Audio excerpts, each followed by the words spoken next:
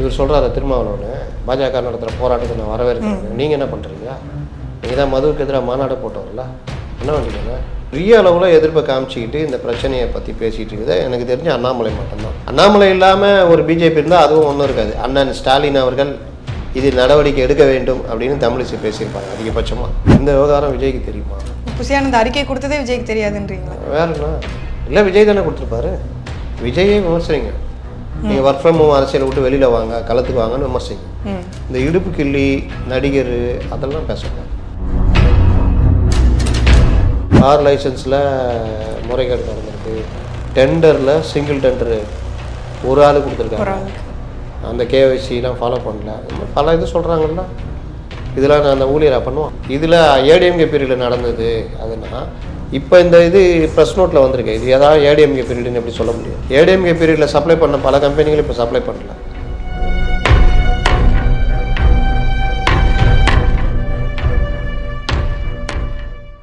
தமிழ்மின் நேயர்களுக்கு வணக்கம். இன்றைய நேர்காணலின் சிறப்பு விருந்தினராக நம்மோடு இணைந்திருப்பவர் மூத்த பத்திரிகையாளர் திரு அப்துல் முத்தலீப் அவர்கள். வணக்கம் சார். வணக்கம். டாஸ்மாக் ஊழல் தொடர்பாக இடி ரைடு நடத்தி அதில் 1000 கோடிக்கு ஊழல் முறைகேடு நடந்திருக்கு அப்படின்னு சொல்லி அவங்க அறிக்கையெல்லாம் பொது வெளியில் வச்சுருந்தாங்க.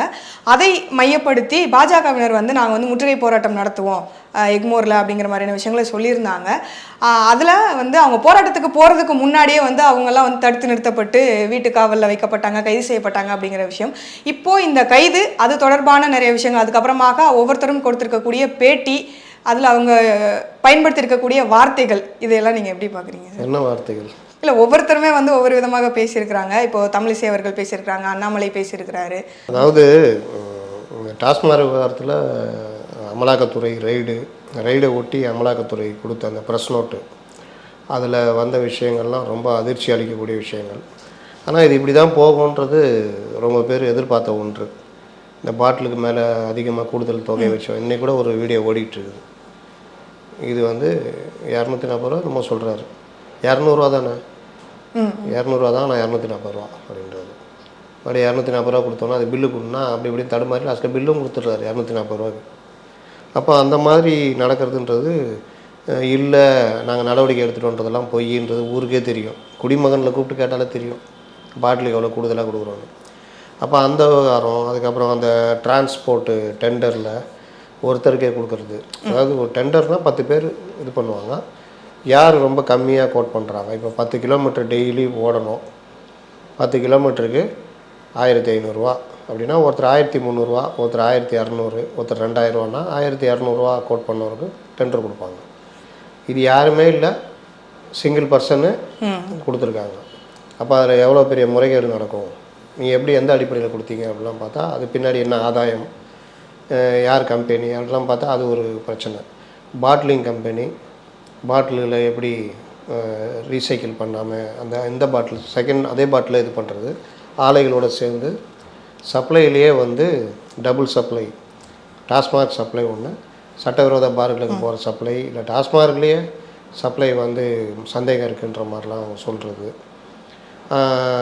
ஆளுகள் ட்ரான்ஸ்ஃபரு போஸ்டிங்கு இதிலெல்லாம் அமௌண்ட்டு விளாட்னதாக சொல்கிறது. அப்புறம் வேறு சில இந்த பார் லைசன்ஸ் டெண்டரில் கேஒய்சி, ஆதார், பேனு மற்ற விஷயங்கள் எதுவுமே ஃபாலோ பண்ணாது. இந்த மாதிரி பல விஷயங்கள் அவங்க சுட்டி காமிக்கிறாங்க. இது ஒவ்வொன்றும் கரெக்டாக முறையாக விசாரணை போய் அதில் எந்தெந்த பணம் அவங்க ஒரு சின்ன ஒரு விஷயத்தில் 1000 கோடி ரூபா ஜென்ரேட் ஆகிருக்குன்றாங்க. அந்த அடிப்படையில் தான் பிஎம்எல் ஆக்ட் கீழே வர்றாங்க. பிஎம்எல் ஆக்டு ரொம்ப சீரியஸான விஷயம். உங்களுக்கு தெரியும், டெல்லியில் 1.5 வருஷத்துக்கு மேலே 2 வருஷத்துக்கிட்ட இருந்தார் மணிஷ் சிசோடியா. நம்ம செந்தில் பாலாஜி பிஎம்எல் ஆக்டில் 1.5 வருஷத்துக்கு மேலே இருந்தார். இவங்க எல்லாமே கோர்ட்டு கடைசியாக உச்சநீதிமன்றம் தலையிட்டு பல தடவை ரிஜெக்ட் பண்ணிவிட்டு கடைசியில் ஒரு பெஞ்சு கொடுத்துருக்காங்க. அது கூட செந்தில் பாலாஜிக்கு ஜாமீன் விதிகளை மீறக்கூடாது, சாட்சிகளை பயமுறுத்தக்கூடாது, கலைக்கக்கூடாதுன்னு சொல்கிறேன். உடனே எப்படி நீங்கள் மறுநாள் எப்படி நீங்கள் அமைச்சர் ஆகுறீங்கன்ற கேள்வி. அதுக்கப்புறம் அப்புறம் அரசு தரப்பு சாட்சிகள் இருக்கிறாங்க, எல்லாம் இருக்காங்க. நீங்கள் எப்படி முடிவு பண்ணிக்கிங்க? அதாவது நீங்கள் மினிஸ்டர் இருக்க வேணான்ற மாதிரி உச்சநீதிமன்றம் ஒரு கேள்வியை கேட்டு அந்த விசாரணை வரப்போகுது. அப்போ பிஎம்எல் ஆக்டை அவ்வளோ சீரியஸாக பார்ப்பாங்க.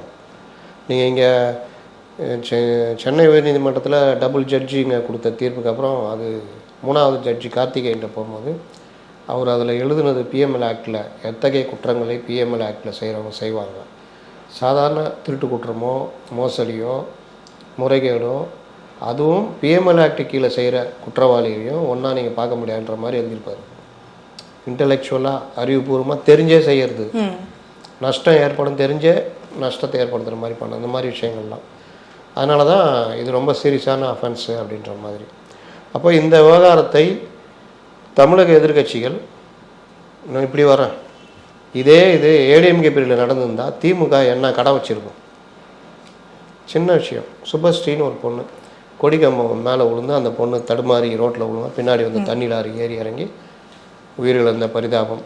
2-3 நாளில் வெளிநாட்டுக்கு போக வேண்டிய பொண்ணு படிப்புக்காக. அப்போ டிஎம்கேவும் ஊடகங்களும் என்ன கடை வச்சாங்க ஞாபகம் இருக்கா?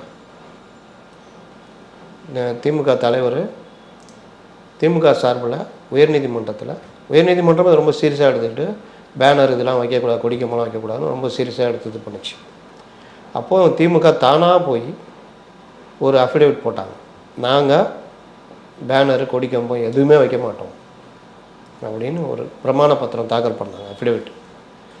அந்த காப்பி எடுத்துக்கிட்டு சுபஸ்ரீ வீட்டுக்கு இப்போதைய முதல்வர் அப்போதைய எதிர்க்கட்சி தலைவர் ஸ்டாலின் போய், இந்த பாருங்க படுபாவிங்க இந்த மாதிரி பண்ணிட்டாங்க, நாங்கள் ஒரு எதிர்க்கட்சி, பொறுப்புள்ள எதிர்க்கட்சி, இந்த பாருங்கள் ஹைகோர்ட்டில் நாங்கள் கொடுத்துருக்கோம், எந்த காலத்துலேயும் நாங்கள் பேனர் கொடிக்கம்பம் வைக்க மாட்டோம். ஆனால் இன்றைக்கும் வந்து நிறைய ஆள் உயரத்துக்கும் மேலெல்லாம் வந்து பல அடிகளில் வைக்கிறாங்களே. அன்னைக்கு விழுந்துச்சு இல்லைங்க, ஆட்டோவுக்கு பக்கத்தில் அப்படி விழுந்துச்சு. ஆட்டோ மேலே அந்த எல்லாம் இவ்வளோ பெரிய பைப்புங்க, அது இது சாரம் மாதிரி, அது குழந்தைங்க எல்லாமே இருந்தாங்க அந்த ஆட்டோவில், இறந்து போயிருந்தா. ஆனால் அது எவ்வளோ பெருசாச்சு? யாராவது பெருசு பண்ணாங்களா? இல்லை எதிர்கட்சிகள் பெரிய இது பண்ணாங்களா? நீங்கள் அந்த சுபஸ்ரீக்கும் இதுக்கும் வித்தியாசத்தை பாருங்கள். சேம் அதே தான் இந்த டாஸ்மார்க் விவகாரம். எதிர்கட்சிகள் இல்லை கூட்டணியிலே இருக்கிற கட்சிகள், இவர் சொல்கிறாரு திருமாவளவன் பாஜக நடத்துகிற போராட்டத்தை நான் வரவேற்கிறேன், நீங்கள் என்ன பண்ணுறீங்க? நீங்கள் தான் மதுவுக்கு எதிராக மாநாடு போட்டவர்களா, பண்ண வேண்டியதானே? சிபிஎம் சிபிஐக்கு இதில் ஏதாவது வாயில் கோந்து போட்டு ஓட்டிகிட்ருக்காங்க, இதில் என்ன கருத்தே இல்லையா? இப்படி நடந்திருக்கு, நியாயப்பிரகாரம் இதுக்கு வந்து ஒரு விசாரணை நடக்கணும், மத்திய அரசும் இதை விட்டுறக்கூடாது, மாநில அரசு இது ஒத்துழைக்கணும், தவறு செய்திருக்குமா நடவடிக்கை எடுக்கணும் சொன்னால. குறைந்தபட்சம் அந்த துறை அமைச்சர் ஏற்கனவே ஒரு பிரச்சனை வந்தோன்னே அவருக்கு அதே துறையை கொடுக்குறீங்க, அவரையாவது குறைந்தபட்சம் நீக்குங்கன்னு தைரியம் இருக்குதா கேட்குறதுக்கு மார்க்சிஸ்ட் கம்யூனிஸ்ட் கட்சிக்கு?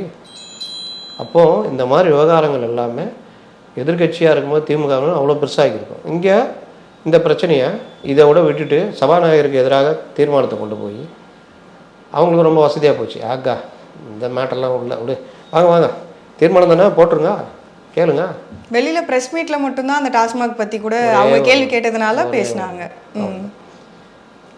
தாவேக்கா அடுத்து ஆட்சியை பிடித்து உட்கார முதல்வராக இவரும் துணை முதல்வராக அறிக்கை கொடுத்தாங்க. அதை தான் சொல்கிறேன், ஒரே ஒரு அறிக்கை. அப்போது எதிர்கட்சியாக இந்த வேலையை பெருசாக இது பண்ணுற வேலையை பண்ணது என்னை கேட்டால் உள்ளபடியே பாஜகன்னு. அங்கே போயிட்டு நீ இன்னும் அந்த வேலையை பண்ணுற, நீ தானே ஈடியை வச்சுருக்க, நீ நடிக்கிற, நீ வந்து அவனுடைய பி டீம் அப்படின்னா அப்போ அண்ணாமலை கோவம் வருமா வராதா? நீங்கள் எப்போ இந்த வார்த்தையை சொல்லலாம்? தாவேக்கா நாங்கள் எங்கள் அணிகள் மாவட்டந்தோறும் டாஸ்மார்க் முற்றுகை போராட்டம் நடவடிக்கை எடுத்து தெரியும். என்ன நினச்சிட்டு இருக்கிறீங்க? தொடர்ச்சியாக அந்த மாதிரி நடக்குது, விடமாட்டோம். நாங்கள் வந்தால் இவர்கள் மேல் சொன்னார்ல கலைஞர் இவர் ஸ்டாலின், இவர்களை உள்ளே தள்ளாமல் விடமாட்டேன் அப்படின்னு. அந்த மாதிரி நாங்கள் வந்தால் அவங்க உள்ளே தள்ளாமல் விடமாட்டேன் அப்படி இப்படின்னு ஒரு பெரிய இது. பெண்கள் மகளிர் அணியினர் முற்றுகை போராட்டம் நடத்துவாங்க. நீங்கள் ஞாபகம் இருக்கா? இதே மாதர் சங்கம் மதிமுக துப்பாக்கி சூட நடந்தது. இதில் ஒரு டாஸ்மார்க் கடை மூணுன்னு அவருடைய ஊரில் வைகோவை தலைமை தாங்கி நடத்தினார், ஞாபகம் இருக்கா? துப்பாக்கி சூடாக நடந்தது, பெரிய பிரச்சனை பண்ணார் அன்றைக்கி வைகோ. இன்றைக்கி எங்கே போச்சு அந்த போர்வாலெலாம்? எல்லாருமே எதிர்கட்சியாக இருக்கும்போது கருப்பு சட்டை போட்டுக்கிட்டு அதே டாஸ்மாக் எதிராக செந்தில் நின்னார். அவங்க கனிமொழி பேசினதாக ஒரு 8-9 வீடியோக்கள் சமூக வலைதளத்தில் இன்றைக்கி எடுத்து போட்டுட்ருக்காங்க. அப்போ குறைந்தபட்ச போராட்டம் கூட, குறைந்தபட்ச எதிர்ப்பு கூட காட்டாத இடத்துல பெரிய அளவில் எதிர்ப்பை காமிச்சிக்கிட்டு இந்த பிரச்சனையை பற்றி பேசிகிட்டு இருக்குது. எனக்கு தெரிஞ்ச அண்ணாமலை மட்டும்தான். அண்ணாமலை இல்லாமல் ஒரு பிஜேபி இருந்தால் அதுவும் ஒன்றும் இருக்காது. அண்ணன் ஸ்டாலின் அவர்கள் இது நடவடிக்கை எடுக்க வேண்டும் அப்படின்னு தமிழிசை பேசியிருப்பாங்க அதிகபட்சமாக. அப்போ இது பிரச்சனை அண்ணாமலை சைடில் ஒரு நல்ல ஒரு மூவ்னு சொல்லலாம். அந்த இடத்துல போய் நீ இந்த மாதிரி பண்ணுற, நீ இவ்வளோ நாளாக விஜய் பேரில் அறிக்கை வரும். அதுவே முதல்ல ஒரு சந்தேகமாக இருந்ததுங்க. இவ்வளோ நாள் இல்லாமல் திடீர்னு ஏன் இவருடைய பேரில்? ஜான் ஆரோக்கியசாமி தான். ஜான் ஆரோக்கியசாமியுடைய கிருபையால் இந்த அறிக்கை வெளியே வந்ததாக எனக்கு உள்ளே இருந்து தகவல். என்னன்னா நீங்கள் அறிக்கை விடுங்க, தப்பு கிடையாது. என்ன சொல்லியிருக்கணும், நாங்கள் பாஜக நடத்துகிற போராட்டம் உண்மையிலேயே நல்ல விஷயம், ஆனால் ஒன்றா மறந்துடக்கூடாது, அண்ணாமலை அவங்க தான் மத்திய அரசு, அவங்க கையில் தான் இடி இருக்குது. அப்போது வெறுமனே இந்த மாதிரி போராட்டம் நடத்துறது இல்லாமல் இந்த விவகாரத்தில் உரிய விசாரணை நடத்தி குற்றவாளிகளுக்கு கரெக்டாக சட்டத்துக்கு முன்னிறுத்தி தண்டனை வாங்கி தரணும். மணல் விவகாரம் மாதிரி ஆகிடக்கூடாது. முன் உதாரணங்கள் இருக்கிறது. இதே மாதிரி தான் மணல் விவகாரம் பெருசாக வந்தது, ஒன்றுமே நடக்கலை. அண்ணாமலைக்கும் நாங்கள் சொல்லிக்கொள்கிறோம், நீங்கள் டிஎம்கே ஃபைல்ஸில் இருந்து பல விவகாரங்களில் நீங்கள் அப்படி வீரவாலை சொல்லட்டிட்டு அப்புறம் அதை உரையில் போட்டு எனக்கு என்னென்னு போயிடுவீங்க. அடுத்து இன்னொரு பிரச்சனை வரும்போது வாழை எடுத்து சொல்லிட்டுவீங்க, உரையில் போட்டு போயிடுவீங்க. அதனால் அண்ணாமலை இப்படி பண்ணக்கூடாது. இப்படி பண்ணுறதெல்லாம் பார்க்கும்பொழுது எங்களுக்கு சந்தேகம் வருகிறது. அதை நிவர்த்தி செய்ய வேண்டிய கடமையும் அண்ணாமலைக்கு இருக்குதுன்னு கொடுத்தீங்கன்னா பார்க்குறவங்க படிக்கிறவங்க பரவாயில்ல. ஜான் ஆரோக்கியசாமிக்கு அந்த அளவுக்குலாம் நாலேஜ் கிடையாதுல்ல. இப்படி பாஜகவை எதிர்த்து எதை பண்ணோம், நாங்களே இருக்கிறோன்னு இருப்ப காமிக்கணும்னு, அது பேக் ஃபயர் ஆகிடுச்சு. இப்போ அதற்கு பதில் தரக்கூடிய விதத்தில் வந்து அண்ணாமலை அவர்கள் பேசிய வார்த்தைகள் இப்போ வந்து திரும்ப அது ஒரு 2 கட்சிக்கும் போராக இப்போ போயிட்டு இருக்குது. அது அப்புறம் என்ன போர், நான் அண்ணாமலை பேட்டி கொடுத்தாருல, நீ அறிக்கை கொடுத்ததுனால தான் பேட்டி கொடுத்தாரு, நீங்கள் பேட்டி கொடுங்க. புஷி ஆனந்த் வந்து ப்ரெஸ்ஸை பார்க்குறேன், அண்ணாமலைக்கு பதில் கொடுங்க, கொடுப்பீங்களா? இதைத்தான் நான் திருப்பி திருப்பி சொல்லிக்கிட்டு இருக்கிறேன். நீங்கள் அரசியல் கட்சிக்கு நான் தயாராகவே இல்லை, அரசியலே தெரியாது. நீங்கள் பட்டுன்னு பதில் வந்துச்சா அண்ணாமலைட்டேருந்து? அவங்க அந்த தொகுதி மறுசீரமைப்பு அந்த இதுக்கு அனைத்து கட்சி கூட்டத்திற்கே வந்து முடிச்சுட்டு வெளியில் வரும்போது புஷி ஆனந்த் எவ்வளோ தடுமாறினாரு அப்படிங்கிறத பார்க்க முடிஞ்சது. 84 ஒரு விஷயத்தை சொல்கிறதுக்கே இந்திரா காந்தி காலத்தில் 25 வருஷம், வாஜ்பாய் காலத்தில் 25 வருஷம், அதே நிலைமை மறுபடியும் நீடிக்கணும் அப்படின்ற நான் சொல்கிற இந்த விஷயத்தை சொல்கிறதுக்கு பார்த்து படிக்கிற நிலைமை வந்தது. நான் தகுதியை பற்றி பேச வரல, நீங்கள் வந்த பிறகு உங்கள் தகுதியை வளர்த்துக்குங்கன்ற. நீங்கள் மளிகை கடை வைக்கிறீங்கன்னா எந்த சரக்கு எங்கே கம்மியாக கிடைக்கும், தோரம்பருப்புனா என்ன, கடலைப்பருப்புனா என்ன, ரெண்டும் ஒரே மாதிரி இருக்குமே, எது தோரம்பருப்பு, எதில் கடலைப்பருப்பு, எது கசகசா, எது கடுகு, எல்லாம் வித்தியாசம் தெரியணும்ல. இது இவ்வளோ விலை, இது 1 கிலோ இவ்வளோ, இது 1 கிலோ, இது இந்த மார்க்கெட்டில் வாங்குறத விட அந்த மார்க்கெட்டில் வாங்கினா இதில் இதை கலந்தா, இந்த பாமாயில் தூக்கி இந்த எண்ணெயோட கலந்தா கலப்படம் பண்ணி வைக்கலாம், அதெல்லாம் தெரியணும்ல. நான் எதுவுமே தெரிஞ்சிக்க மாட்டேன், வந்து கல்லால் உட்காந்து போவோன்னா வேலைக்காரன் ஏமாற்ற தான் செய்வோம். அப்போ நீங்கள் அரசியலுக்கு வந்துட்டீங்கன்னா அரசியலில் என்ன நடந்தது, ஏது நடந்தது, இப்போ நான் சொன்னேன், இந்த விவகாரம்லாம் போட்டிருந்தா கூட அண்ணாமலை வாய் திறந்துருக்க முடியாது. சரி கெட்டு போச்சு, ஒன்றும் கெட்டு போகல, நாளைக்கு பேட்டி கொடுங்க, இன்றைக்கி பேட்டி கொடுங்க. ஏன் அண்ணாமலை அவ்வளவுதான் எச்சரிக்கிறோம், இந்த மாதிரிலாம் நீங்கள் நடந்திருக்கீங்க கடந்த காலங்களில், அதனால தான் நாங்கள் இந்த அறிக்கை விட்டோம். வீரவால் சொல்லிட்டீங்க, லேட்டஸ்ட்டாக நீங்கள் சொல்லிட்டேன், வீரவால் அண்ணா யூனிவர்சிட்டி மேட்டரில் சார்ஜ் ஷீட் மட்டும் ஃபைல் பண்ணி யாரும் அதில் அந்த ஞானசேகரனை தவிர யாருமே இல்லை அப்படின்னு நீங்கள் சொல்லுங்கள், நான் சிடிஆரை வெளியிடுறேன்னு சொன்னீங்க. இதான் அவங்க சார்ஜ் ஷீட் ஃபைல் பண்ணிட்டாங்க, எங்கே சிடிஆர்? சவால் அப்படின்னா அண்ணாமலைக்கு புஷி ஆனந்த் சவால் அப்படின்னு வரும். எழுதி கொடுக்குறவங்க இதெல்லாம் கரெக்டாக எழுதி கொடுத்தா அவர் பேசி எழுதி கொடுக்குறது தெரிஞ்சா தானே, அவர் தான் உலக மகா ஸ்ட்ராட்டஜிஸ்டில் அவர். இன்னொன்று நான் சொல்கிறேன், இந்த விவகாரம் விஜய்க்கு தெரியுமா? புஷி ஆனந்த் அறிக்கை கொடுத்ததே விஜய்க்கு தெரியாதுன்றீங்களா? வேற என்ன இல்லை, விஜய் தானே கொடுத்துருப்பாரு.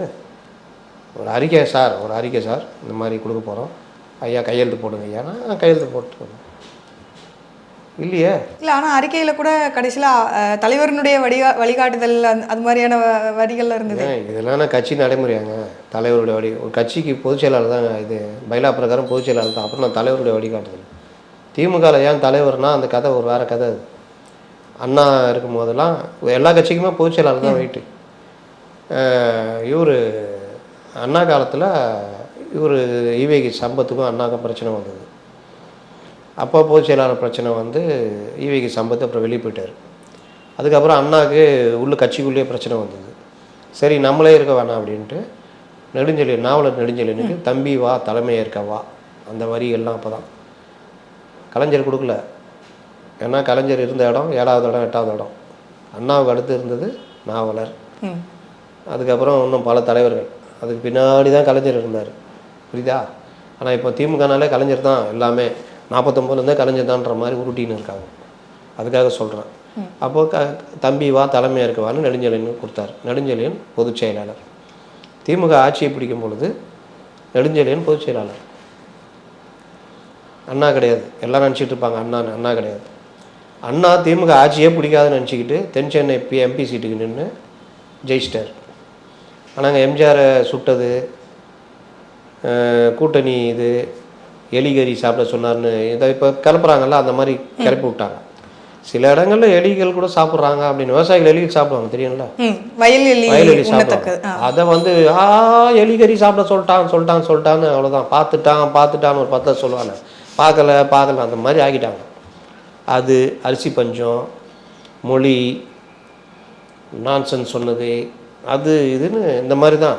இப்போ நீங்கள் கேட்டிங்களா வைகோ அங்கே வீர வாழை சொல்லிட்டுனார், இந்த மாதிரி வாழை சொல்லிட்டு உணர்ச்சியை கிளப்பி இவங்களே எதிர்பார்க்காம ஜெயிச்சிட்டாங்க. சுதந்திரா கட்சி கூடலாம் கூட்டணி. யாருந்தா சுதந்திரா கட்சி குலக்கல்வி திட்டத்தை கொண்டு வந்தார் ராஜாஜின்னு எதிர்த்து பெரிய பிரச்சனை பண்ண ராஜாஜியோடைய சுதந்திரா கட்சியோட. அது ஆக்சுவலாக பிஜேபி மாதிரி.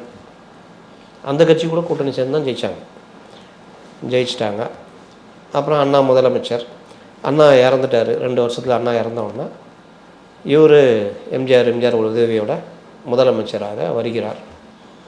அப்போ பொதுச் செயலாளர் யார்? பேராசிரியர் இதோட நம்ம நெடுஞ்செழியன். அவர் தான் முதலமைச்சராக வரணும். ஆனால் கலைஞர் ஓவர்டேக் பண்ணிட்டார். அப்போ அவர் பெரிய கோபம். அப்போ கலைஞர் வந்து எம்ஜிஆர் இவங்கெல்லாம் சமாதானப்படுத்துகிறாங்க, மற்ற தலைவர்கள்லாம். நான் வர முடியாது, நீங்கள் நடத்திக்கங்க, நான் இருந்துக்கிறேன், நான் பார்த்துக்கிறேன். இல்லை அமைச்சரவையில் வரணும். பேச்சுவார்த்தைலாம் நடத்தி கடைசியில் என்ன, நீங்கள் பொதுச் செயலாளர் நீங்களே இருந்துக்குங்க. நான் சொல்கிறது ஏன் சொல்கிறேன்னா, பொதுச் செயலாளர் பதவி அவ்வளோ வெயிட்டுன்னு நான் சொல்கிறேன். நீங்களே பொதுச் செயலாளர் இருந்துக்குங்க. நான் இந்த தலைவர் இருந்துக்கிறேன். முதல்வராக நான் இருந்து கொள்கிறேன். தலைவர் பதவி பெரியாருக்காக விட்டு வச்சுருந்தது. நான் தலைவரை நான் இருந்துக்கிறேன். தலைவர் ஒன்றும் இல்லை அப்படின்ற தலைவரை விட பொதுச் செயலாளர் தானே வெயிட், அதனால நீங்களே இருந்துக்கோங்க அப்படிங்கிற அந்த மாதிரி. நான் முதலமைச்சராக இருந்துக்கிறேன். ஏடிஎம்கே டிஎம்கே ஒன்று சேருன்னு நினைக்கிறப்ப கூட இந்த இது ஓடிச்சு. முதல்வராக எம்ஜிஆர் இருக்கட்டும், பொதுச் செயலாளர் நான் இருந்துக்கிறேன் அப்படின்னு கலைஞர் பேசினதா தகவல். அவ்வளோ வெயிட்டுன்னு சொல்கிறேன் அந்த பதவி. அதுக்கப்புறம் திமுக இவங்க கட்சியாக மாறினதுனால, கலைஞர் கட்சியாக மாறினால தலைவர் பதவின்றது வெயிட் ஆகிடுச்சு. நெடுஞ்செழியனை எம்ஜிஆர் முதல்ல ஆட்சி துரத்துனாங்க. நெடுஞ்செழியனை வச்சு எம்ஜிஆரை துரத்துனாங்க. அப்புறம் பின்னாடி நீயும் போகிறாசான்னு நெடுஞ்செழியனை அனுப்பிச்சாங்க. அப்புறம் பார்த்தாங்க பொதுச் செயலாளருக்கு நமக்கு ஏற்ற மாதிரி யாருக்கிற அவசரமானு பார்த்து பேராசிரியர் தூக்கி போட்டாங்க. அப்புறம் அவர் வெறும் அறிக்கைகள் கொடுப்பதற்கும், அறிவிப்புகள் சொல்வதற்கும், நீக்குவதற்கும், சேர்ப்பதற்கும், சஸ்பெண்ட் செய்வதற்குமான இதாக மாறிப்போச்சு அந்த பதவி இன்னைக்கு வரைக்கும். தலைவர் பதவி வெயிட்டாக இருக்குது இப்போ வரைக்கும். ஆனால் நீங்கள் பார்த்தீங்கன்னா அதிமுக எடுத்துங்க, தலைவர்ன்றது அவைத்தலைவர் தான். தமிழ் மகன் ஹுசேன் அவர் எங்கே, எடப்பாடி எங்கே, ஜெயலலிதா எங்கே, மதுசூதனை எங்கே, புரியுதா? அப்போ பொதுச் செயலாளர் வெயிட்டு. அப்போ இப்போ சொல்லுங்கள், தவைகளையும் பொதுச் செயலாளர் தானே வெயிட்டு. அப்புறம் தலைவர் வழிகாட்டுதல்னா எங்கே உருட்டுறீங்க? அவரே தப்பு பண்ணிட்டாரு. ஆக்சுவலாக பொதுச் செயலாளர்னு விஜய் தான் இருக்கணும். தலைவர் வேணால் இவரை போடலாம். பொதுச் செயலாளர் பவர் இருக்குதுங்க. நாளைக்கு கூட்டி நான் விஜய் நீக்கிக்கிறேன்னா நீக்கிடலாம். அவ்வளோ பவர் இருக்குது கட்சியில். அதனால் இந்த அறிக்கை வந்து விஜய்க்கு தெரியுமா தெரியாதான்னு எனக்கு தெரியாது. அதுதான் நிலப்பா. இப்போ இது வந்து 2 பேர் பேசினதை தாண்டி இப்போ வந்து அண்ணாமலை அவர் பேசினதுக்கு அப்புறமாக இது 2 கட்சிகளுக்கும் வந்து ட்விட்டரில் நடக்கக்கூடிய மிகப்பெரிய ஒரு சண்டையாக மாறி இப்போ வந்து நீங்கள் பார்த்தீங்களா எப்படி இருந்தீங்க, இதுக்கப்புறம் வந்து இந்த ஒரு நாள் வந்து கட்சியில் இருக்கக்கூடிய எல்லாரும் வந்து ஆடை அறுத்து வந்து நல்லா கறி சமைச்சு சாப்பிடுமாறு கேட்டுக்கொள்கிறோம். இது மாதிரி வந்து ட்விட்டர் போராக இது மாறி போச்சுங்கய்யா. நீங்கள் சமூக வலைதளங்களில் இவருக்கு 2 பேருமே வெயிட்டு. அண்ணாமலையுடைய டீமும் சரி, விஜயுடைய தாவேக்காவும் சரி, ரசிகர்கள் சரி, பெரிய வெயிட்டு. ஆனால் இதுதான் வெற்றியா, இதுதான் அரசியல்? ஆனால் இது அரசியல் கிடையாது. இவர்களை இன்னும் அரசியல் படுத்தவே இல்லையா? நீங்கள் ஆடு வெட்டி சாப்பிடுங்கன்னா அது அண்ணாமலை சிறுமைப்படுத்துறதா நினச்சிக்கிட்டு பண்ணுறாங்க. அண்ணாமலை அதை சிறுமைப்படுத்துறத எடுத்துக்கிட்டா தானே. இப்போ அவங்க பதிலுக்கு என்ன பண்ணுவாங்க, இன்னும் கொஞ்சம் பேசுவாங்க. இந்த மாதிரி இந்த கிரிஞ்சி வேலை தான் பார்த்துட்ருக்காங்களே தவிர அரசியலாக பண்ணல. நியாயப்படி நீ அறிக்கை விட்ட, அவர் பதில் சொல்லிட்டாரு. அவர் சொன்னதில் சில விஷயங்கள்லாம் எனக்கே உடன்பாடு கிடையாது. விஜயை விமர்சிங்க, நீங்கள் ஒர்க் ஃப்ரம் ஹோம் அரசியலை விட்டு வெளியில் வாங்க, களத்துக்கு வாங்கன்னு விமர்சிங்க. இந்த இடுப்பு கிள்ளி நடிகர் அதெல்லாம் பேசக்கூடாது. அதெல்லாம் இவருடைய வரம்பு மீறல். அரசியலில் இந்த லண்டன் போயிட்டு வந்த அப்புறம் கொஞ்சம் கரெக்டாக தான் இருந்தார். இருந்தாலும் அவர் என்ன சொல்கிறாரு, நீ மரியாதை கொடுத்தா மரியாதைன்னு. மரியாதை கொடுக்கலனாலும் நீங்கள் மரியாதை கொடுக்கணும். அதை நீங்கள் உங்கள் பாணியில் சொல்லுங்கன்ற. ஒர்க் ஃப்ரம் ஹோம் அரசியல் சொல்கிறீங்களா, கரெக்டான விமர்சனம். களத்துக்கு வாங்கன்றீங்களா, கரெக்டான விமர்சனம். நீங்கள் சினிமா நடிகர் வேறு என்ன பண்ணுவார்? அந்த காலம் மாதிரி கண்ணாலா நீ அங்கேயே நில்லு, நான் 2.5 கிலோமீட்டர் தான் நிற்கிறேன், இங்கேருந்து பாட்டு பாடி கையில் இப்படியா பண்ண முடியும்? காலம் மாறி போச்சு. கட்டிப்பிடிடான்னு இவர் தானே ஆரம்பித்தார். அதனால் முன்னெல்லாம் ஐட்டம் ஆடுறதுக்குன்னு நடிகைகள் இருப்பாங்க, இப்போ அதையும் கதாநாயகிகளே பார்த்துக்கிறாங்க. அந்த அளவுக்கு காலம் மாறி போச்சு. அதனால் நீங்கள் அதில் நடிக்கிற கேரக்டரை வச்சுக்கிட்டலாம். நீங்கள் எம்ஜிஆர் மேலே அந்த குற்றச்சாட்டு உண்டு, ரொம்ப இதுவாக நடிப்பாருன்னு. அதே நேரத்தில் எம்ஜிஆர் கருத்துள்ள பாடல்கள், பெண்களை மதிக்கிற மாதிரி விஷயங்கள், தாய் குலம்னு பேசுனது, பெரியவங்களுக்கு மரியாதை கொடுக்கறது, எந்த பழக்கம் இல்லாமல் நடிக்கிறது, நல்ல பாடல்களில் கருத்து உள்ள இது வசனங்கள் எல்லாமே, அதை நீங்கள் இன்றைக்கி விஜய்கிட்ட எதிர்பார்க்க முடியுமா? காலம் மாறி போச்சு இல்லை. நான் வரவா ரெடியான்றார். எதுக்குன்னு கேட்டால் போதை மருந்து கொண்டு போய் விற்றுட்டு வந்துட்டாரான். கதாநாயகனே போதை மருந்து கடத்தலில் மன்னனாகிறான். இன்றைக்கி திட்டு பயிலுங்க மொல்ல மாதிரி முடிச்சவைக்கெல்லாம் கதாநாயகன் ஆகிறான். அப்படி தானே காமிக்கிறான். இந்த டாஸ்மாக் எதிர்ப்புக்கு அவர் அறிக்கை விட்டப்போ கூட இவரே கேட்டார், நீ சினிமாவில் என்ன தண்ணி அடிக்கிற மாதிரி நடிக்கிற, சீட்டு பிடிக்கிற யோக்கினான்னு கேட்குறேன். அந்த இதை கூட இவ்வளோ ஆர்ஷாக கேட்க தேவையில்ல. ஆனால் நீங்கள் என்ன இளைஞர்கள் வழிகாட்டுறீங்க? உங்கள் கடைசி படம் வரைக்கும் நீங்கள் இப்படி நடிச்சுட்டு திடீர்னு வர்றீங்களேன்ற மாதிரி. அவர் அண்ணாமலைக்கு நான் சொல்கிறேன், அவர் பல விஷயங்கள் கரெக்டாக பேசும்போது இந்த மாதிரி பேசுகிற வார்த்தைகள் தான் முன்னாடி நிற்கும். உணர்ச்சி வயப்பட்டு பேசுறது. நீங்கள் நடிகர் வேலை தான் பார்ப்பார். அவர் டூயட் தான் பாடுவார், இடுப்புக்களில் தான் செய்வார். அதுக்காக அதை வச்சுக்கிட்டு நீ ரியல் லைஃப்பில் கொண்டு பார்க்க முடியாதுல்ல. அதனால் அது கணக்கு இல்லை. ஆனால் நீங்கள் எம்ஜிஆர் மாதிரி கருத்துள்ள உங்கள் ரசிகர்கள் என்ன வழிகாட்டுனீங்க அப்படின்னு கேட்கலாம். ஆனால் இந்த காலத்தில் அதையும் பண்ணிகிட்டு இருக்க முடியாது, பார்க்க மாட்டான் படத்தை. ரஜினி பாருங்கள், கண்டபடி நடிச்சிருந்தாப்புல, இஷ்டத்துக்கு ஓடிச்சு. அந்த வேட்டையன் படத்தில் என்கவுண்டருக்கு எதிராக ஒரு நல்ல கருத்துள்ள படம், ஆனால் படம் ஓடலை, எதிர்பார்த்தாலும் ஓடலை. இது அந்த மாதிரி ஆகிட்டாங்க அந்த காலத்தில். ஆனால் புஷ்பான்னு சொல்லிக்கிட்டு ஒருத்தன், அது புஷ்பாவை கூட கொஞ்சம் ஏற்றுக்குவேன் நான். புஷ்பா 2ல் அந்த ஃபஸ்ட்டு என்ட்ரன்ஸ் ஃபைட்டு வருப்பாங்க, என்ட்ரோ, ஐயோ உலகத்தில் எவனுமே அந்த மாதிரி செம்மர கடத்தல் பண்ணுறவனா ஹீரோவாக திட்டு பையன் ஹீரோவாக ப்ரொஜெக்ட் பண்ணுறது ஒரு பக்கம்னா, அந்த கேரக்டருக்கு தேசிய விருது கொடுக்குறாங்க பாருங்கள். அது நீங்கள் எந்த காலத்தையும் ஏற்றுக்க முடியாது. ஒரு நாடே செம்மர கடத்தலுக்கு இந்த மாதிரி பண்ணுறது கரெக்டுன்ற மாதிரி சொல்கிற மாதிரி ஆகுது இல்லை. அப்போது நாடே இப்படி மாறி போய்க்குது, ஜனாதிபதி விருதே இந்த மாதிரி கிடைக்குதுன்னா நீங்கள் விஜய்கிட்ட போய் நான் எதிர்பார்க்க முடியும். ஆனால் அரசியல்ன்றது வேறு. அரசியல் வந்துட்டியா, நீ இதெல்லாம் சொல்லணும், உன்னுடைய ஆளை இப்படி இது பண்ணணும்னு. அதனால் நீங்கள் இந்த மாதிரி விஷயங்கள் இதில் ஓடுது. நீங்கள் அறிக்கை விட்டீங்க, அவர் பதில் சொல்லிட்டாரு. இப்போ நான் சொன்ன மாதிரி புஷி இன்னைக்கு பத்திரிகையாளர் சந்திப்பு, அண்ணாமலைக்கு பதில் அப்படின்னு சொல்லணும், சொல்லுவாராங்க. அதான் படித்தாரு, அவ்வளோதான். அதனால் நீங்கள் அதுக்கெல்லாம் தயாராகலைங்க. ஒன்றும் இன்ஃப்ராஸ்ட்ரக்சரே உங்கள்கிட்ட இல்லை. அதில் முதல்ல இம்ப்ரூவ் பண்ணுங்கன்ற. ஒரு ஆளை போட்டு ஸ்ட்ராட்டஜிஸ்ட்னு போட்டுக்கிட்டு அவன் எல்லா விஷயத்துலையும் தலையிட்டுக்கிட்டு, இந்த ஆதவ அர்ஜுனா கூட சண்டை. ஆதவ அர்ஜுனா ஒரு கட்சியில் செயல்பட்டு ஸ்ட்ராட்டஜிஸ்டாக இருந்து இன்னொரு கட்சியில் துணை பொதுச் செயலராக இருந்து இப்போ உங்கள் கட்சிக்கு தேர்தல் பிரச்சார மேலாண் பொதுச் செயலாளர்னு அந்த பொறுப்பில் இருக்கிறவரை நீ ஒரு ஸ்ட்ராட்டஜிஸ்ட்டு, இந்த மே மாதம் வந்தால் நீ போகிற. ஆனால் நீ டாமினேட் பண்ணிக்கிட்டு இருக்கிற உட்காந்துக்கிட்டு, யார் கட்சிக்குள்ளே வரலாம் வரக்கூடாதுன்னு. ஸ்ட்ராட்டஜிஸ்ட்டு வேலையாக இது. புஷி பண்ணால் ஓகே, ஏன்னா அவர் பொதுச் செயலாளர், யார் கட்சிக்கு வரலாம் வரக்கூடாதுன்னு. நீங்கள் யார்? நீங்கள் கட்சியுடைய ஸ்ட்ராட்டஜி வேலை பண்ணணும், நியாயப்படம் இந்த வேலையை பண்ணணும். எது ஆக்கா வந்துச்சுடா அறிக்கை, இடி அறிக்கை, தலைவா நீ ஷூட்டிங்கில் இரு, நாங்கள் இங்கே பார்த்துக்குறோம், புஷியை வச்சு பார்த்துக்குறோம். புஷி தலைமையில் ஆர்ப்பாட்டம் டாஸ்மார்க்கு முன்னாடி. அண்ணாமலை பண்ணுற வேலை நீங்கள் பண்ணியிருக்கணும்ல, அதானே ஸ்ட்ராட்டஜிஸ்ட் வேலை. அதை விட்டுட்டு நீ உள்கட்சி தகராறு பண்ணிங்கன்னு அது என்ன பண்ணுறேன் இது என்ன பண்ணுறேன் திடீர்னு பத்திரிகை சேனலை கூப்பிட்டு நம்ம இவர் ஆதவை நீக்கி விட்டார்கள்னு ஒரு இதை கிளப்பி விட்றோம், இடைநீக்கம்லாம் வேற கிளப்பி விட்றோம். இந்த மாதிரி ஒர்க்கு இது எப்படி கட்சி வேலையாக இருக்கும்? அப்போது மொத்தமாக இவங்க விஜயை கொண்டு போய் எங்கேயும் நிறுத்துறதுக்கான வேலையை பண்ணுறாங்க. இன்னொரு பக்கம் கூட்டணி அரசியல். நீங்கள் இவரை சொல்கிறீங்க பாஜக திமுகவுடைய பி டீம்னு. 2024 அந்த வேலையை பண்ணார் அண்ணாமலை. திமுக ஜெயிக்கிறதுக்கான சகல வேலையை அண்ணாமலை பண்ணார். இன்றைக்கி அவர் எடுத்து போராடிட்டு நீ அதை சுட்டி காமிச்சா கூட பரவாயில்ல. இப்போ அவர் உங்களை திருப்பி அடிக்கிறாரு, நீ பி டீம், திமுகவை ஜெயிக்க திமுக வைக்கிறதுக்கு தான் ஹெல்ப் அப்படின்னு. பண்ணுறாரு. அந்த குற்றச்சாட்டு உண்மை தானே? அதாவது திமுக பி டீம் சொல்ல வரல, திமுக ஜெயிக்கிறதுக்கு நீங்கள் உதவி பண்ணுறீங்கல்ல. நீங்கள் வந்து அதிமுகவோட சேர்ந்தால் ஆளுங்கட்சி வீழ்த்தப்படும் அப்படின்னு பிரசாந்த் கிஷோர் சொல்கிறாரு. ஆனால் அந்த எண்ணத்தை தூக்கி குப்பத்தட்டில் போடுங்கன்றாரு. இது எங்கேயாவது நல்ல ஸ்ட்ராட்டஜியாக இருக்குமா? அவங்க தலைமையில் நீங்கள் யார் என்ன தலைமை எப்படி வர முடியும்? 53 வருஷ கட்சி அது, 21% ஓட்டு வச்சுருக்காங்க. அது எல்லாத்தையும் விட்டுருங்க.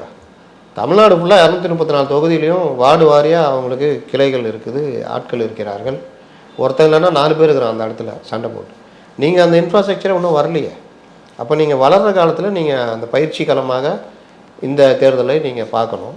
அதில் உங்களுக்கு எடுத்தோடனே ஒரு கூட்டணி கிடைக்குதுன்னா நல்ல விஷயம். அந்த கூட்டணி மூலிமா ஒரு கட்சியை வீழ்த்துறதுக்கு நீங்கள் ஒரு வாய்ப்பாக இப்போ மூப்பனார் வந்தார்ல, தாவேக்கா இது தமாக கொண்டு வந்தார்ல, வந்தோடனே நான் தான் முதல்வர்னாரா கலைஞ்சிட்டு போயிட்டு?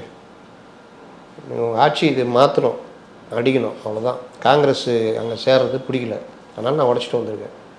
நீங்கள் தான் முதல்வர் வேட்பாளர், எங்களுக்கு ஒரு 50 சீட்டு கொடுங்கன்னாரு. நின்னார், 40 சீட்டு ஜெயிச்சார், பண்ணார். விஜயகாந்த் 2-3 தேர்தலுக்கு அப்புறம் தெரிஞ்சுக்கிட்டாரு. அப்புறம் கூட்டணியில் வந்து திமுகவை வீழ்த்தணும், எதிரி 2 எதிரின்னு சொல்லி இந்த ஒரு எதிரியோட கை கோர்த்து திமுகவை வீழ்த்துற வேலை பண்ணார். அதனால் திமுக 3வது இடத்துக்கு போச்சு, நீங்கள் எதிர்கட்சி தலைவராக உட்காந்தாங்க. அதுக்கப்புறம் நடந்த விஷயம் வேறு. அது விஜயகாந்த்கிட்டையும் பிரச்சனை இருக்குது, ஏடிஎம்கிட்டையும் பிரச்சனை இருக்குது. அந்த மாதிரி நம்ம உயரம் என்னன்னு விஜயகாந்துக்கு தெரிஞ்சதில்லை. 4-5 தேர்தல் தெரியுது, நீங்கள் மொதல் தேர்தலில் உங்கள் உயரம் என்னன்னு தெரியும். அப்போ நீங்கள் அந்த மாதிரி கூட்டணி இந்த மாதிரி விஷயம் போய் எதிரியை வீழ்த்திட்டா அங்கே என்டிஏவும் ஃபார்ம் ஆகாது. அப்போ பாஜகவுடையும் தடுக்கலாம், நீங்கள் திமுக கூட்டணியை வீழ்த்தலாம், அதிமுக ஆட்சிக்கு வரலாம், நீங்களும் பெரிய அளவில் எம்எல்ஏக்களை கை கொள்ளலாம். ஒரே நேரத்தில் 4-5 மூவ் கொண்டு வந்துடலாம். இது எதுவுமே நான் பண்ண மாட்டேன்னா இதுக்கு ஒரு ஸ்ட்ராட்டஜிஸ்ட்டு. தெரியுது அரசியல் எப்படி போகுதுன்னு. அப்போது நீ இந்த வேலையை பண்ண மாட்ட, நீ ஓட்டை பிரிக்கிற வேலை பண்ணனா நீ பி டீம் தான், திமுகவை ஜெயிக்க வைக்கிறதுக்கு தான் நீ வந்துக்கிற அப்படின்னு அண்ணாமலை வைக்கிற குற்றச்சாட்டில் என்ன பண்ணுவீங்க நீங்கள்? அப்போ நீங்கள் எவ்வளோ பெரிய குற்றச்சாட்டு, மிக மோசமான குற்றச்சாட்டு அது. அதுக்கு நீங்கள் உடனடியாக ரியாக்ட் பண்ணியிருக்கணுமா வேணாவா? காலையிலே நீ பனையூரில் இப்போ ப்ரெஸ்ஸை வர சொல்லிட்டு, நீ ப்ரெஸ்ஸெல்லாம் வர சொல்லிட்டு அங்கேயே ஒரு யூனிட்டை போட்டு எல்லாம் உட்காந்துருப்பாங்க, கதவை திறந்தோன்னு டொங்கி நீட்டுவாங்க. நீங்கள் வேறு ஒரு மைக் வச்சுருப்பீங்க, அவர் கையில் எப்பவுமே மைக் இருக்கும்ல. அப்போ நீங்கள் உடனே பதில் சொல்லலாம், அண்ணாமலை தொலைச்சி கட்டணும், யாரை சொல்கிறேன், நாங்கள் மாற்றத்தை சித்தாந்த எதிரி அரசியல் எதிரி வீழ்த்த தான் நாங்கள் வந்திருக்கோம் சொல்லலாம். சொல்கிறதுக்கு என்ன இருக்குதுங்க, என்ன ஸ்ட்ராட்டஜி வச்சுருக்கீங்க? அதனால் ஒரு ஸ்ட்ராட்டஜிஸ்ட்னு கூப்பிட்டு வந்து அந்த ஆள் வர ஆளையும் கோச்சிங் போக வச்சுட்டிங்க. இன்னொருத்தர் வலுக்கட்டாயமாக வந்து துட்டு செலவழிச்சின்னு உட்காந்துக்கிறாரு, அவரையும் மனம் நோக்கடிக்க வைக்கிறீங்க. அப்போ நாங்கள் தான் இருக்கணும், ஹெலிகாப்டர்லேயே வந்தாலும் யாரையும் உள்ளே விட மாட்டோம்னா இது என்ன? இப்போ சொல்கிறவங்களாம் அதையும் சொல்லிட்டு போவாங்க, இருக்கிற நிலைமை என்னையா அதை சொல்லிட்டு போவாங்க. புதுசாக ஒன்றும் இதாகாது, இவர் இவ்வளோ தான் இத்தனை பர்சன்டேஜில் இவர் இப்படி முடங்கிட்டார் அப்படின்னு அன்றைக்கி வர்றவங்க ரிப்போர்ட் பண்ணுவாங்க. நீங்கள் அதையே சொல்லிக்கிட்டு ஹெலிகாப்டரில் வந்தாலும் யாரையும் விட மாட்டாங்க. பல பேர் வந்துட்டு சீட்டும் கிடைக்காம உள்ளேயும் நுழைய முடியாமல் அப்படியே திருச்சங்க சொர்க்கமாக நின்றுட்டு இருக்காங்க. உங்களுக்கு அறிக்கை எழுதி கொடுத்தவங்க கூட நீங்கள் வெளியில் இருக்காங்க. அதான் பிரச்சனை. அதனால் அண்ணாமலை ஏதோ அசைக்கிற என்ன கேட்டால் அதிமுக பண்ணியிருக்கணும். இப்போ அதிமுக வந்து இன்னும் பெரிதாக சட்டசபையில் போய் அப்படியே மாற்றத்தை கொண்டு வர மாதிரி ரொம்ப ரொம்ப ரொம்ப அக்கறையாக போய் உட்காந்துட்டு இருக்கிறாங்க. நீ எதிர்கட்சி அரசியலை பண்ணிக்கிட்டு இருந்தோம் நேரத்துக்கு பண்ணலை, பாஜக பண்ணுது, அவ்வளோதான். யார் பண்ணுறாங்களோ அவங்க கொஞ்சம் வளருவாங்க. இதில் இந்த பிரச்சனையில் வந்து தாவேகாவை விமர்சிக்கிறதை தாண்டி திமுகவை விமர்சிக்கிறதுல அண்ணாமலை பேசிய வார்த்தைகள், அதில் வந்து டாஸ்மாக் ஊழலில் இப்போ செந்தில் பாலாஜி அவர்களை தாண்டி ஸ்டாலின் தான் வந்து A1 அப்படிங்கிற மாதிரியான விஷயங்களை பேசியிருக்கிறாரு. அப்புறம் இன்னொரு இடத்துல பேசும்போது என்ன சொல்லியிருக்காருன்னா, நீங்கள் சொல்கிறதுக்கு, அதாவது இடி சொல்கிறதுக்கு முன்னாடியே நீங்கள் 1000 கோடின்னு சொல்லிட்டீங்க அப்படிங்கிற மாதிரியான விஷயங்களை பத்திரிகையாளர்கள் கேள்வியாக கேட்கும் போது அது இடி சொன்னது, என்னுடைய அனுமானப்படி இது 40,000 கோடிக்கு மேலே இருக்கும் அப்படிங்கிற மாதிரியான விஷயங்களெல்லாம் வந்து பேசியிருக்கிறாரு. இது நீங்கள் எப்படி பார்க்குறீங்க? அவரும் சொல்கிறாரு, எடப்பாடி பழனிசாமி சொல்கிறாரு 40,000 கோடி வரைக்கும். அது அவங்களுடைய கருத்து. இடி முறையாக விசாரிக்கணுன்றதான் எல்லாருடைய கருத்து. 1000 கோடின்றதை தாண்டி தான் வரும். ஏன்னா இது விசாரணை நீண்டுச்சுன்னா ஒன்றை சார்ந்து ஒன்றுன்னு அவங்க அந்த பாட்லிங்கும் அந்த இதுக்கு மட்டும்தான் 1000 கோடின்னு சொல்லியிருக்காங்க. அந்த கிக்பேக் அமௌண்ட்டு அந்த இன்னும் அந்த 10 ரூபா மேட்ரு கணக்கு போட்டிங்கன்னா அது வேறு மாதிரி போகும். இந்த போஸ்டிங்கு மற்ற விஷயங்கள் ஏகப்பட்டது இருக்குது. அதனால் இவங்க சொல்கிறது என்னவோ தெரியாது. அவங்க அனுமானத்தை சொல்லி இது பண்ணுறாங்க. அந்த 1000 கோடி ரூபாய்க்கு அவர் 2-3 தடவை பதில் சொல்லிட்டார். மறுபடியும் அவர்கிட்ட மைக்க போட்டால் தான் கேட்டுக்கிறாங்க. நீ தான் சொன்னீங்களாமே, இந்த ஃபெடரலில் எழுதியிருக்காங்க, ஜூனியர் விகடன். அப்போ அவங்க சொன்னதை நான் சொல்கிறேன், உடனே நான் தான் சொன்னேன்னு சொல்லுவீங்களா அப்படின்லாம் சொல்கிறாரு. அதனால் இவங்க இந்த வார்த்தையை பிடிச்சி தொங்கிக்கிட்டு இதுக்குள்ளே போய்கிட்டு, ஆனால் இதுக்குள்ளே போய் தேடுறது என்ன பிரச்சனை இருக்குதுன்னு எடுத்து எழுதுறது அந்த மாதிரி விஷயங்கள கவனம் கிடையாது. அதனால் இந்த விவகாரம் எனக்கு தெரிஞ்சு எதிர்க்கட்சியாக பாஜக தான் பண்ணிக்கிட்டு இருக்குது. அங்கே அவங்க தான் பண்ணணும், ஆளுங்கட்சியாக இருந்துக்கிட்டு பண்ணணும். இங்கே இவர் பண்ணுறாரு. நான் இதில் என்னுடைய எண்ணம் என்னென்னா, இதே மாதிரி அண்ணாமலை பல தடவை பண்ணியிருக்காரு சம்பவங்கள். அதுக்கு பிறகு விட்டுட்டு அடுத்த மேட்டருக்கு போயிடுவார். மணல் மேட்டரை பார்த்தீங்கன்னா பெருசாக இதே இடி தான் 4000 சில்லற கோடி ஜிஎஸ்டி இது அதுன்னு சொன்னாங்க. ஆனால் அதுக்கப்புறம் அதை விட்டுட்டு அப்படியே அது மணலை போட்டு மூடின மாதிரி ஆயிடுச்சு. இதுவும் அந்த மாதிரி போகுமா இல்லை பெருசாகுமா அப்படின்றது அவங்க கையில் தான் இருக்குது. இதில் A1ஆக ஸ்டாலின் அவர்களை குறிப்பிட்டிருக்கிறாரு. தேவைப்பட்டால் நாங்கள் ஸ்டாலின் வீடை கூட முற்றுகையிடுறதுக்கு தயார். தேதி சொன்னதுனால தானே நீங்கள் இது மாதிரி கோழைத்தனமான விஷயங்களெல்லாம் பண்ணுறீங்க, தேதி சொல்லாமல் நாங்கள் இது மாதிரி பண்ணுவோம் அப்படிங்கிற மாதிரியான விஷயங்கள். எல்லா டாஸ்மாக் கடையிலையும் போயிட்டு நாங்கள் முதல்வருடைய ஃபோட்டோவை ஆணி அடித்து மாட்டுவோம், அது மாதிரியான சொன்ன விஷயங்கள் இதெல்லாத்தையும் எப்படி? அதெல்லாம் அவங்க போராட்டம் வடிவம், பாஜகவுடைய போராட்டம் வடிவம். அது அவங்க சொல்கிற மாதிரி செஞ்சாங்கன்னா அது அவங்களுக்கு இன்னும் கொஞ்சம் க்ரெடிட்டாக போய் முடியும், இவங்களுக்கு நெருக்கடியாக மாறும். ஆனால் சொல்கிறது எல்லாமே பண்ணுறாங்களான்னு பார்த்தா பல விஷயங்கள் பண்ணுறதில்ல. பரவாயில்ல, முன்னெல்லாம் பார்த்தா ஓடுவாங்க, எங்கேயும் போராட்டம்னு வரமாட்டாங்க. இன்னொரு காங்கிரஸ் மாதிரி இருந்துச்சு பாஜக. இப்போ களத்துக்கு வந்திருக்காங்க, பார்ப்போம் எப்படி பண்ணுறாங்க. இந்த போராட்டத்துக்கான இந்த முன்னெடுப்புங்கிறத தாண்டி இதில் திமுக அரசுக்கு எதிராக போராட்டம் பண்ண விடமாட்டேங்குது அப்படிங்கிற ஒரு குற்றச்சாட்டு. இதுக்கு முன்னாடி அண்ணா பல்கலைக்கழக விவகாரத்திலையுமே கூட பாஜகவை இது மாதிரி போராட்டம் பண்ணுறதுக்கு முன்னாடி நாத்தாக்காவை தாவேக்காவன்னு இது மாதிரி நோட்டீஸ் கொடுத்ததுக்கெல்லாம் கூட அரெஸ்ட் பண்ணி கல்யாண மண்டபத்தில் வச்சுருந்தாங்க. இப்போ போராட்டத்துக்கு அனுமதி கொடுக்காமல் இருக்கிறது, அரசுக்கு எதிராக அப்போ போராட்டம் கூட அடிப்படை உரிமையாக போராட்டத்துக்கு கூட திமுக இந்த அளவுக்கு நெருக்கடி கொடுக்குது அப்படிங்கிற விஷயத்தை நீங்கள் எப்படி பார்க்குறீங்க? அது தொடர்ச்சியாக இந்த மாதிரி நடக்குதுன்றது இவங்களுக்கு மட்டும் இல்லை, ஆளுங்கட்சி கூட்டணியில் இருக்கிறவங்களுக்கே அது நடக்குது. அன்னைக்கு புலம்புனார்ல திருமாவளவன், என்னங்க ஒரு மதசார்பற்ற கொள்கைகளை பின்பற்ற ஒரு முதல்வர் இருக்கிற ஆட்சியில் ஒரு மத நல்லிணக்க மாநாடு கூட நடத்த முடியல, இந்த ஆட்சியில் கொடி கூட ஏற்ற முடியல, போராட்டம் நடத்த முடியல. மார்க்சிஸ்ட் கட்சிக்கு நடந்ததில்ல, போராட்டம் நடத்துகிற மாதிரி வீட்டு சிறையெல்லாம் வச்சாங்கல்ல போய். இந்த மாதர் சங்கம் பாக்கியம்னு சொல்லிட்டு திண்டுக்கல் மாவட்டத்தில் எம்பிலாம் போய் போராடுவாங்கள்ல, அந்த மாதிரி இது இப்போ புதுசாக ஒரு நடைமுறை கொண்டு வந்திருக்காங்க. போராட்டத்தில் இது பண்ணால் வீட்டு சிறை வைக்கிறாங்க. என்ன அவங்க பெருசாக இங்கே போராட்டம் நடத்த விட்டால் நடத்திட்டு போகிறாங்க, நடத்தி விட்டுட்டு இல்லைங்க அனுமதி இல்லைங்கன்னு அரெஸ்ட் பண்ணி கொண்டு போவாங்க. அது என்ன வீட்டு சிறை? எவ்வளோ போலீஸுடைய உழைப்பு வீணாகும் தெரியுமா? போய் அவங்க வீட்டுக்கு ஒரு எஸ்ஐ 2 கான்ஸ்டபிள் நைட்டு ஃபுல்லாக இருந்து போராட்டம் நடக்கிற நாள் வரைக்கும். என்ன அவங்க பாஜகவில் ஒரு பெண் பிரமுகர் அவங்க என்ன விஜயா அப்படியே வெளியில் வந்தோன்னா 1 லட்சக்கணக்கான பேர் இதுன்ட்டு வீட்டு சிறை வைக்கிறதுக்கு, இதெல்லாம் பெரிய ஒரு இதுவாக இருக்குது. போராட்டம் முன்னெல்லாம் அனுமதி கொடுப்பாங்க, போராட விடுவாங்க, பேரிகேட் போட்டு வச்சு போராட்டம் முடிஞ்சோடனே சார் அரெஸ்ட் பண்ணுறோம் அப்படின்வாங்க. சில பேர் மறியல் அறிவிப்பாங்க, மறியல் நடத்த அனுமதி இல்லை சார், ஓரமாக நின்று கோஷம் கொடுத்துட்டு இது பண்ணுங்கள் நாங்கள் அரெஸ்ட் பண்ணுறோம் அப்படின்வாங்க, அரெஸ்ட் பண்ணுவாங்க. இப்போ பார்த்தா இது எல்லாமே தலைகீழ இருக்குது. அப்படியே அரெஸ்ட் பண்ணாலும் இந்த 6 மணிக்கு மேலே பெண்களை விடுவிக்காம அந்த ஒரு பிரச்சனை வேற ஒரு பக்கம் கிளப்பி விட்டாரு. அது பெரும்பாலும் நடக்கும். அது 6 மணி 7 மணி 8 மணின்னு. அதுக்கப்புறம் என்ன பண்ணார்? நான் விட மாட்டேன், நான் நீதிமன்றம் வாதாடுவேன், அப்புறம் முடிச்சுட்டு போயிட்டார். அதெல்லாம் விட்டுருங்க. அவர் சில இதெல்லாம் எக்ஸ்ட்ராவாக பண்ணுவார். 6 மணிக்கு மேலே விடலன்னா நீங்கள் பல இடங்களில் போராட்டத்தில் சாப்பாடே கொடுக்க மாட்டாங்க, மத்தியானம் சாப்பாடு. அப்படியே கொடுத்தாலும் மட்டமான சாப்பாடாக இருக்கும். ஒரு புளி சாதன்ற பேரில் ஏதாவது ஒரு ஹோட்டலில் போய் வாங்கி வந்தது இருக்கும், தண்ணி இருக்காது, அவ்வளோ பேர் அடைச்சி வச்சுருப்பாங்க, கழிவறை சரியாக இருக்காது. இந்த ஆட்டுக்கோட்டையில் போய் அடைச்சாங்கல்ல போன தடவை மதுரையில், இந்த மாதிரிலாம் நடக்கும். இப்போது இது மாதிரியான கேள்விகளை சேகர் பாபு கிட்ட கேட்கும் போது அதுவும் குறிப்பாக அந்த ஃபோட்டோ விஷயத்துக்காக கேட்கும் போது மானகெட்ட அண்ணாமலை முதல்ல ஊபியில் போயிட்டு அங்கே போய் முதல்ல எல்லா டாஸ்மாக்லையும் மோடியினுடைய படத்தை மாட்டுங்க, நாங்கள் வேணால் வந்து ஆணியை நாங்களே சப்ளை பண்ணுறோம்னு இது மாதிரியான வார்த்தைகளை பயன்படுத்துறது அப்படிங்கிறத நீங்கள் அது இவங்க பிஜேபி பண்ணுது இல்லை டெல்லியில் எதாவதுனா பாகிஸ்தானுக்கு போ அங்கே போ அங்கே அவங்க எப்படியோ இங்கே இவங்க இப்படி இங்கே இவங்க மணிப்பூருக்கு போ ஊபிக்கு போகணும் அதுதான் நடந்திருக்கு இந்த பிரச்சனை. அவங்க போராட்ட வடிவம் அது. அது சேகர் பாபு பேசுறது இதெல்லாம் வந்துட்டு பெருசாலாம் எடுத்துக்காது. அந்த நெரிசலில் சிக்கினதுக்கு அவருக்கு மூச்சு பிரச்சனை இருந்தது. அவங்க ஒய்ஃபை எழுதி கொடுத்துக்கிறாங்கன்னாரு. அந்த அம்மா விட்டு வாட்டுன்னு வாட்டுது. ஏன் 2 குழந்தைக்கு மொட்டை அடிச்சுட்டு நல்லபடியாக இருந்தவர் மூச்சு திணறலாம் இதாகுது. ஆம்புலன்ஸ் வரதுக்கு 1/2 மணி நேரம் லேட் ஆச்சு. நாங்கள் அவ்வளோ கஷ்டப்பட்டு இதாகி நல்லா இருந்த மனுஷன் போய் சென்றார். நான் எப்போ அந்த மாதிரி சொன்னேன் அப்படின்னு ஒரு மினிஸ்டர் எனக்கு என்னென்னு பொதுவெளியில் மாற்றி சொல்கிறாரு. பிணத்தை வச்சுட்டு அரசியல் பண்ணாதீங்கன்னு எடப்பாடியை சொல்கிறாரு. எடப்பாடி பழனிசாமி சொன்னதானே அவங்க ஒய்ஃபும் சொல்கிறாங்க.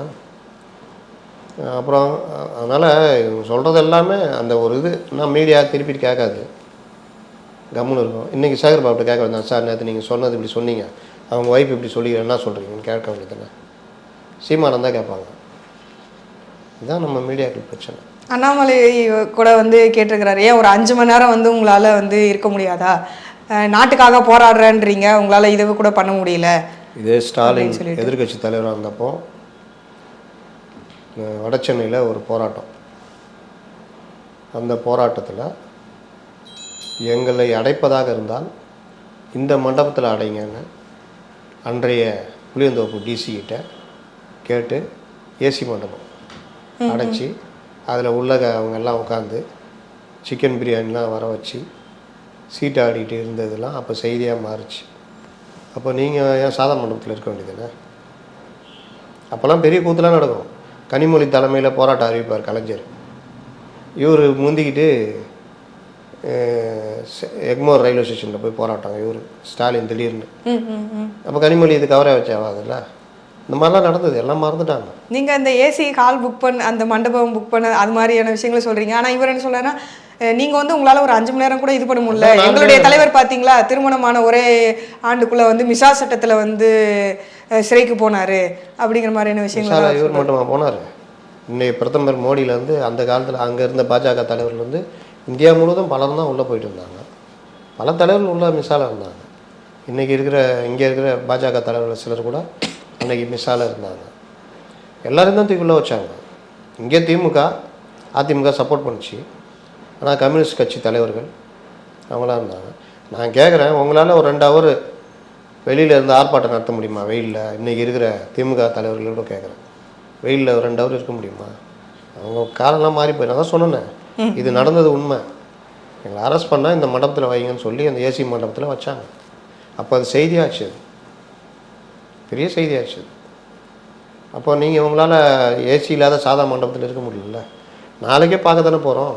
எதிர்கட்சி திடீர்னு மாறினாங்கன்னா அன்றைக்கி இவங்களாம் போராட்டம் நடத்தினா இவங்க எப்படி பண்ணுறாங்க, போலீஸ் அராஜகத்தை என்ன சொல்கிறாங்க.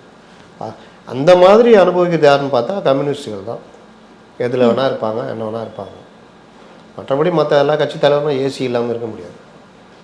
இப்போது இந்த தொடர்பான கேள்விகளுக்கு இதை வந்து செந்தில் பாலாஜி அவர்கள்கிட்ட கேட்கும் போது என்ன இதில் வந்து அவங்க கேஸ் போட்டிருக்காங்க, ஃபைல் பண்ணியிருக்காங்க, எந்த வருஷத்துலலாம் போட்டதுங்கிறதே அவங்க வந்து சொல்லலை அப்படிங்கிற மாதிரியான ஒரு விஷயத்த அவர் வந்து முன்வைக்கிறாரு.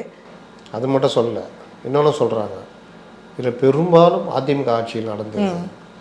நேற்று கூட அண்ணாமலை அதுக்கு ஒரு பதில் சொன்னார். நீங்கள் அவர் இன்னொன்று சொல்கிறாரு செந்தில் பாலாஜி, நாங்கள் தான் இந்த மாதிரி விஷயங்கள்லாம் நடக்கிறதுலாம் அங்கங்கே நடவடிக்கை எடுத்துடுறோமே, வழக்கு கூட போட்டுறோம், அப்புறம் எதுக்கு ஈடி இதில் வருதுன்னு. ஒரு கம்பெனியில் அடிமட்ட ஊழியர் இது பண்ணால் அதுக்காக வந்து அந்த கம்பெனியோட ஓனர் வந்து பொறுப்பாவாரா அப்படின்ற மாதிரி பண்ணுறாரு. நான் கேட்குறேன், போஸ்டிங் போடுறது, ட்ரான்ஸ்ஃபர் பண்ணுறது, அடிமட்ட டாஸ்மார்க்கில் இருக்கான் அவனே போஸ்டிங் போட்டுக்குவானா? நம்ம யார் அதிகாரிகள் தானே பண்ண முடியும். கண்டிப்பாக உயர் அதிகாரிகள், மண்டல இது மேலாளர் அதெல்லாம் இருக்காங்க, அங்கே டிஎம் அது இதுன்னு போஸ்டிங் இருக்குது. அவங்க தான் இந்த போஸ்டிங் இதெல்லாம். அது ஏகப்பட்ட புகார்கள் ஏற்கனவே வந்துக்கிட்டே இருக்குது. டெண்டர் கால் ஃபார் பண்ணி டெண்டரை இறுதிப்படுத்துறது யார்? அங்கே டாஸ்மார்க் சரக்கடையில் சரக்கத்து கொடுத்துனுக்குறாங்க அவனா? இந்த ஆலைகள், பாட்லிங் கம்பெனி இதெல்லாம் யார்? டாஸ்மார்க் விற்கிறோன்னா? சட்டவிரோத பார்கள் அதெல்லாம் அந்த டாஸ்மாக் விற்கிறோன்னா வச்சுருக்கான். சட்டவிரோத பார்கள்லாம் 24 மணி நேரம் சரக்கு ஓடுதுன்னு புகார் இருக்குல்ல, அதில் அந்த டாஸ்மாக் வைக்கிறோம், அது பண்ணுறோம். அவனால் வேலை வேணால் செய்வான் சம்பளத்துக்கு. அப்போது இந்த விஷயத்தை எவ்வளோ சிம்பிளிஃபை பண்ணுறாங்க தெரியுதா? ரொம்ப சாதாரண ஒரு பிரச்சனை மாதிரி பாட்டில் 10 ரூபா வாங்குறது ஏதோ ஊழியர்கள் வாங்கின மாதிரியும் அவங்க மேலே நடவடிக்கை எடுத்த மாதிரியும் நாங்கள் தான் நடவடிக்கை எடுக்கிறோம், வழக்கெல்லாம் போடுறோம். அப்புறம் எதுக்கு இடி வருதுன்னு. ஆனால் அந்த ஊழியர் சங்கமே என்ன சொல்லுது? எங்களை மிரட்டி வாங்க சொல்கிறாங்க. ஊழியர் சங்கங்களே போராட்டம் நடத்துனாங்க, ஞாபகம் இருக்கா? அந்த போராட்டம் நடத்துகிற சிஐடியை போராடக்கூடாதுன்னு சிபிஎம் சொல்லிச்சு தலைவர்கள். அந்த கூத்துலாம் வேறு. ஏன்னா மார்க்சிஸ்ட் கட்சி போராட்ட குணமுள்ள கட்சி இல்லை, ஆளுங்கட்சிக்கு எதிராக பண்ணக்கூடாதுன்னு அந்த தலைவர்களுக்கு கூட நெருக்கடி. மின்வாரியம் இருக்குல்ல, அவங்க போராட்டம் நடத்துகிறாங்க. அந்த போராட்டம் மட்டும் அடையாளப்பூர்வமான போராட்டம் இருக்கும். ஆனால் அதை எதிர்த்து என்ன பிரச்சனை இருக்குன்னு ஊடகங்களில் பேசுகிறதுக்கு அவங்க யாருக்கும் அனுமதி கிடையாது. இன்றைக்கி இந்த டாஸ்மாக் பிரச்சனையில் சிஐடி தலைவர்களுக்கு தெரியும்ல, எங்கேயாவது பேட்டி கொடுத்து பார்த்தீங்களா? ஏன் நீங்கள் கூட கேட்டு பாருங்கள். சிஐடி தலைவர்கள் சண்முகத்திட்ட, சார் உங்கள் இதில் அந்த டாஸ்மாக் சங்கம் இருக்குல்ல, அந்த தலைவர்கிட்ட பேசணும், இல்லாட்டி நீங்கள் சொல்லுங்கள் சார் இடி பற்றி நீங்கள் கேட்டு பாருங்கண்ணா. முயற்சி பண்ணி பார்க்குறேங்க. இப்போ கண்டிப்பாக நான் இன்னொரு நாள் சொல்கிறேம்மா உனக்கு அப்படின்ட்டு. அவ்வளோதான். அதனால் இது எல்லாமே சிம்பிளிஃபை பண்ணுறது. ஆனால் நடந்தது என்ன? அவங்களுடைய அறிக்கையை தான் நம்ம பதிலாக சொல்ல முடியும். இது இது இது இது இவ்வளோ குற்றங்கள் நடந்திருக்கு, பார் லைசன்ஸில் முறைகேடு நடந்திருக்கு, டெண்டரில் சிங்கிள் டெண்டரு ஒரு ஆள் கொடுத்துருக்காங்க, அந்த கேஒய்சிலாம் ஃபாலோ பண்ணல, இந்த மாதிரி பல இது சொல்கிறாங்கல்ல. இதெல்லாம் நான் அந்த ஊழியராக பண்ணுவான். இது எல்லாமே எந்த பேஸில் வந்தோன்னோ அவங்க அந்த அறிக்கையில் சொல்லியிருக்காங்க. நீங்கள் போட்ட வழக்கில் இல்லை, பிசி ஆக்டுன்னு இருக்குது. அரசு ஊழியர்கள் முறைகேடு இதெல்லாம் பண்ணால் லஞ்ச ஒழிப்புத்துறை போட்ட வழக்கு. அப்போது அந்த பிசி ஆக்டில் அது மூலிமா தான் நாங்கள் உள்ளே வந்திருக்கோம் அப்படின்னு அவங்க சொல்கிறாங்க. இதில் ஏடிஎம்கே பீரியடில் நடந்தது அதுனா, இப்போ இந்த இது ப்ரெஸ் நோட்டில் வந்திருக்கு. இது ஏதாவது ஏடிஎம்கே பீரியடுன்னு எப்படி சொல்ல முடியும்? ஏடிஎம்கே பீரியடில் சப்ளை பண்ண பல கம்பெனிகள் இப்போ சப்ளை பண்ணல, புதுசாக வந்த கம்பெனிகள் இப்போ சப்ளை பண்ணிட்டுருக்காங்க. டெண்டர் முறைகேடு, ட்ரான்ஸ்ஃபரு, போஸ்டிங்கெல்லாம் இந்த கவர்மெண்ட்டில் நடந்த மாதிரி தான் அவங்க சொல்கிறாங்க. அண்ணாமலையாக தான் சொல்கிறாரு. அப்புறம் எங்கே நீங்கள் எல்லாத்தையுமே சிம்பிளிஃபை பண்ணி ஒன்றும் இல்லைன்னா அது வரும்போது தானே தெரியும் என்ன இதுன்னு. அது வரும்போது தெரியுமோ, இல்லாட்டி மணல் மாதிரி. இதுக்கப்புறம் அப்போ இதுக்கு மேல் நடவடிக்கை ஏதாவது இருக்குன்னு நினைக்கிறீங்க? எனக்கு தெரிஞ்சு கரெக்டாக ஒரு இது போகுது. பிஜேபி கவர்மெண்ட்டு தேர்தல் நேரம் கரெக்டாக அந்த விஷயம் மாட்டியிருக்குது, இதை பயன்படுத்தணும்னு நினைக்கிறாங்க. இடியே ஃப்ரீ ஹேண்டாக விட்றாங்கன்னா சம்மனு, விசாரணையில் ஒரு தகவலை வச்சு ரைடு, சொத்துக்கள் முடக்கம், அப்புறம் இப்போ எடுத்துகிட்டு போயிருக்காங்களா ஆவணங்கள், அதில் இன்னும் ஒர்க் பண்ணிகிட்ருப்பாங்கல்ல, அதில் கிடைக்கிற தகவல்கள், முறைகேடுகள், அதை ஒட்டி ஒரு டெவலப்மெண்ட்டு, அதில் யாரையாவது குற்றம் சாட்டி அவங்கள விசாரணை, சில பேர் கைது செய்ய வேண்டியிருக்கும். இந்த மாதிரிலாம் பெருசாக போகிறதுக்கான வாய்ப்புகள் இருக்குதுன்னு நினைக்கிறேன், முறையாக செயல்பட்டால். இல்லை இந்த இவங்க குற்றச்சாட்டுற தாவேகா குற்றம் சாட்டுற மாதிரி நீங்கள் வந்து மான்கரத்தை தான் போட்டுனுக்கிறீங்கன்னா மணல் மாதிரி அப்படியே கம்முன்னு போனாலும் போயிடும். உங்களுடைய நேரத்தை எங்களுக்காக ஒதுக்கி செலவிட்டமைக்கு நன்றி.